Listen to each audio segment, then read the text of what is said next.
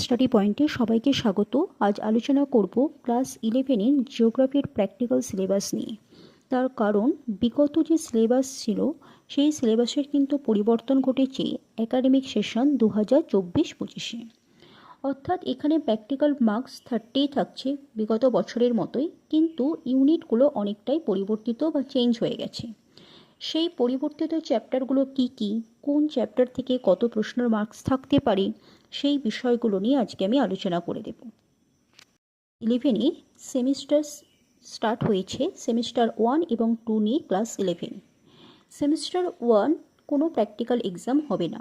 Semester 2তে অর্থাৎ theory যখন exam হবে তখন প্র্যাকটিক্যাল এক্সাম হবে। অর্থাৎ এখন বা এই 2024-এ কোনো প্র্যাকটিক্যাল এক্সাম হচ্ছে না, হবে 2025-এ সেমিস্টার 2 এর পরে। এখানে আমরা দেখতে পাচ্ছি টোটাল 7টা ইউনিট রয়েছে প্র্যাকটিক্যালের সিলেবাস।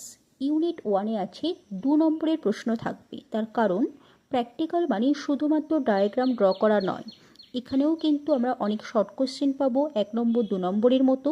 সেগুলো ভালো করে প্রিপেয়ার করব প্রতিটা চ্যাপ্টার ধরে। ইউনিট 1 রয়েছে মানচিত্র, সংজ্ঞা, ধারণা, শ্রেণীবিভাগ এবং মানচিত্রের গুরুত্ব ও ব্যবহার। অর্থাৎ এই চ্যাপ্টারটা সম্পূর্ণ থিওরিটিক্যাল বেসড, অর্থাৎ এখান থেকে আমরা কিছু শর্ট কোশ্চেন রেডি করব। যে মানচিত্র কাকে বলি, তার কী কী ভাগ রয়েছে, কী কী আমাদের গুরুত্ব রয়েছে ইত্যাদি।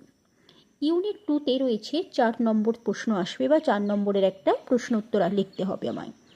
মানচিত্রের স্কেল, স্কেলের ধারণা এবং মানচিত্রের স্কেলের শ্রেণীবিভাগ, লৈখিক স্কেল, রৈখিক, তুলনামূলক, ডায়াগোনাল এবং ভার্নিয়ার স্কেল এবং রৈখিক স্কেল অঙ্কনের পদ্ধতি। অর্থাৎ এটাকে আমরা জিওমেট্রিক্যাল প্রসেসে রৈখিক স্কেলটা অঙ্কন করব।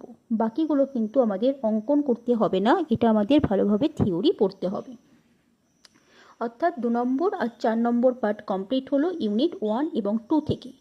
ইউনিট 3-তে রয়েছে 5 মার্কস, মানচিত্র, অভিক্ষেপের ধারণা ও শ্রেণী বিভাগ।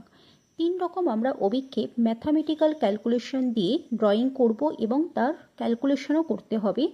3টে অভিক্ষেপের মধ্যে রয়েছে polar zenithal stereographic projection 1 number, simple conical with 1 standard parallel, Mercator's projection.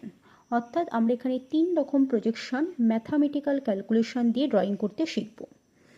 এখান থেকে মার্কস হবে 5 নম্বর থাকে।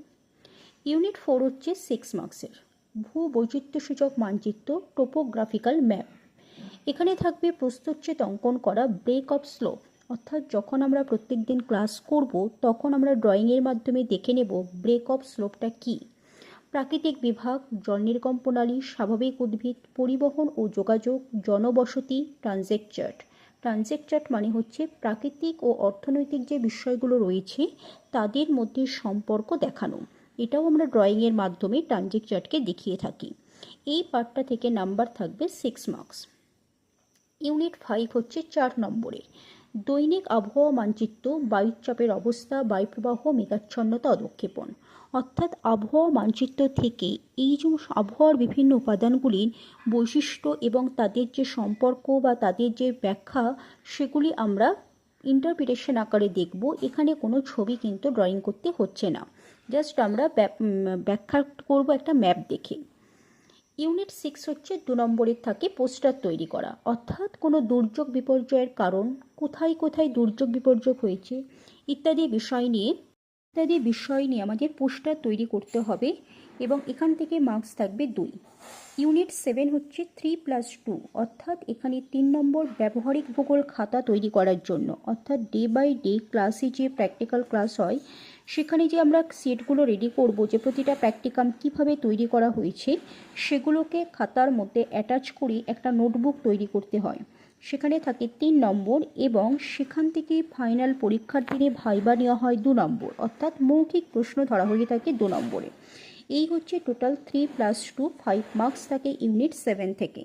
অর্থাৎ এখানে উপর থেকে আমরা যদি দেখি 2+4 হচ্ছে 6, 6+5 হচ্ছে 11, 11 আর 6 হচ্ছে 17, 17 আর 4 হচ্ছে 21, 21 আর 2 হচ্ছে 23, প্লাস হচ্ছে এখানে 5 আছে 28। টোটাল হচ্ছে 28, কিন্তু পোস্টার তৈরিতে ভাইবা থাকার জন্য ওখানেও মার্কস থাকছে 2 মার্কস। অর্থাৎ টোটাল 30 মার্কসের এক্সাম হবে আমাদের সেমিস্টার 2-তে গিয়ে।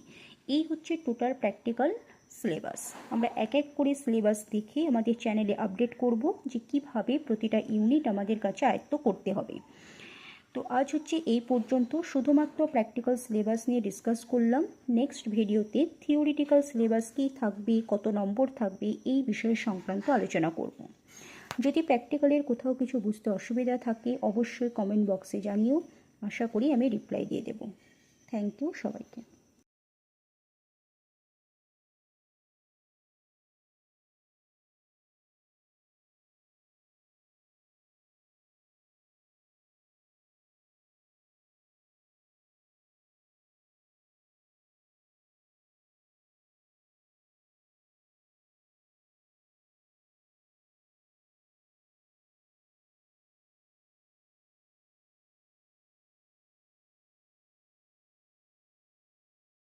কতগুলো পিকচার অ্যাড করলাম এই ভিডিওতে, যেগুলো প্রতিটা চ্যাপ্টার ওয়াইজ দেখানো হয়েছে যে কেমন আমাদের প্র্যাকটিকামগুলো হবে বা কী টাইপসের দেখতে হবে।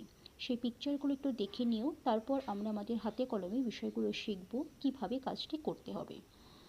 এই হচ্ছে টোটাল সিলেবাস, আর একবার ইমেজটা দেখিয়ে দিলাম, এবং সেই অনুসারে আমাদের পুরো কাজটা করতে হবে।